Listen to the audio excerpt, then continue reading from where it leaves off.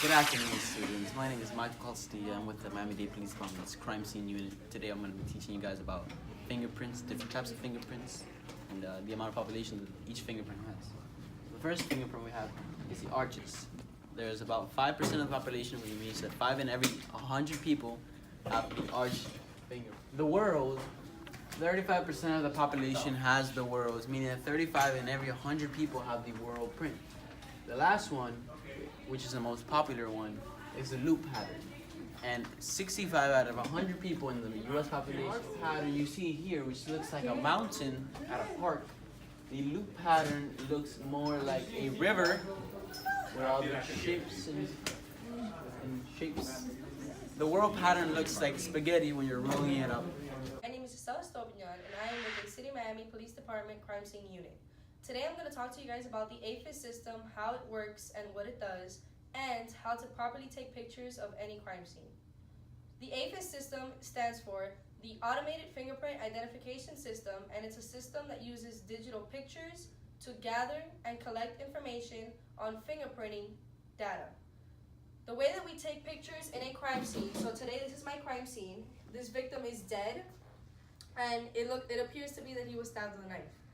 The way that you properly take pictures of any crime scene is you start with an overview picture, which means you get the full crime scene with all the different evidence on it without contaminating it.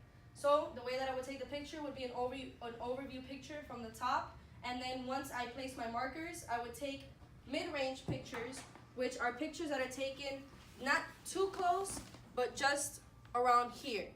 And then once I'm finished taking my mid-range pictures, I will then proceed to take close-up pictures, which means I'm going to get a really close picture, let's say of the knife or the bullet or this gun.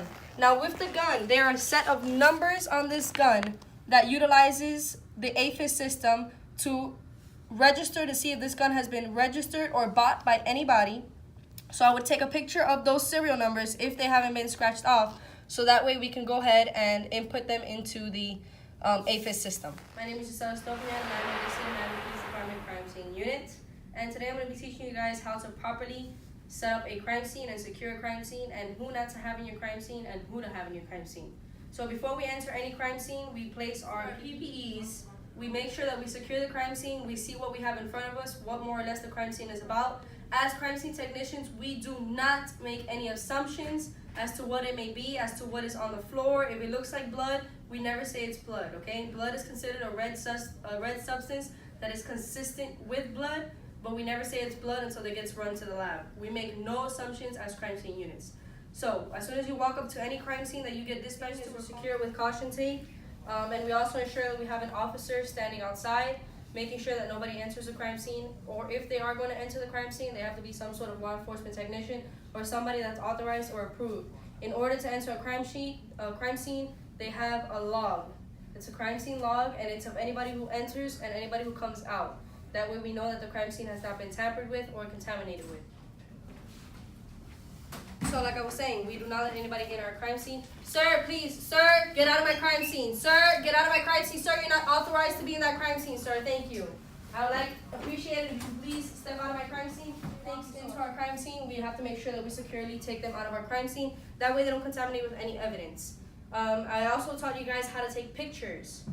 The way we take pictures is like we take a really big picture, a more centered picture, and a close-up picture. That way we make sure that we don't miss anything that has to do with evidence. Now, evidence. You guys may be wondering, what is evidence? Evidence is anything that can be used against the bad guy to put them in jail. So anything that can link me to a bad guy or link me to a crime is considered evidence. So that's what we do when we collect evidence, for those of you guys who are wondering. Some of our PPEs are booties that go placed on your feet. That way we don't pick up anything from the crime scene, any blood, any germs, and that way we don't contaminate anything or put our fingerprints there. Some other PPE items that we have are gloves. Gloves are, I think, the most important PPE item that you can wear because you don't want to get anything that has to do with any sort of liquid substance because you never know what that person may have. And another one that we wear is a hairnet. That way we don't have any of our hair fall into the crime scene, and that way we are not part of the crime scene.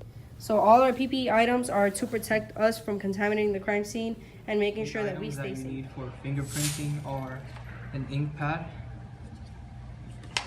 your PPEs, which can be gloves, and you need a paper application such as reached this section. You'll grab all 3 fingers of the person and place all 3 fingers at the same time on the ink pad. This time you won't be rolling the fingers from left to right, but instead you just place it flat on the pad for a few seconds. Once you're done placing the fingers on the paper, move on to the next. So for example, you would put your 3 fingers like this, apply some pressure to it, and then go like that. Do the same for this side. So right now I'm going to start off by putting black powder on the plate, like this.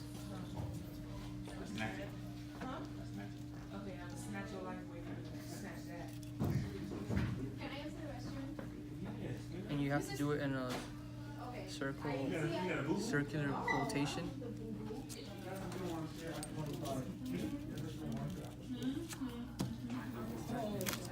Now you're gonna get tape. Okay.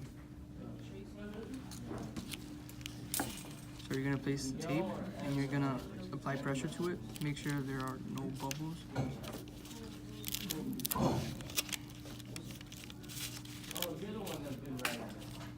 Like that, and then you're gonna cut this part. Tape.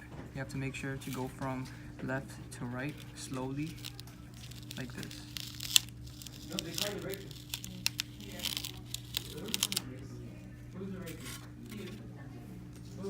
And then you're gonna make sure to put the tape on the back of the index card, this part right here. You're gonna go from left to right again.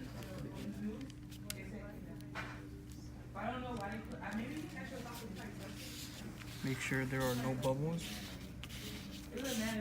And you can see the fingerprint right here. On the back side, on the front side of the index card, you're gonna put your name. Hi, my name is Tanya Colbrook. I'm with the Crime Scene Investigation Centers, and today we'll be talking about evidence packaging.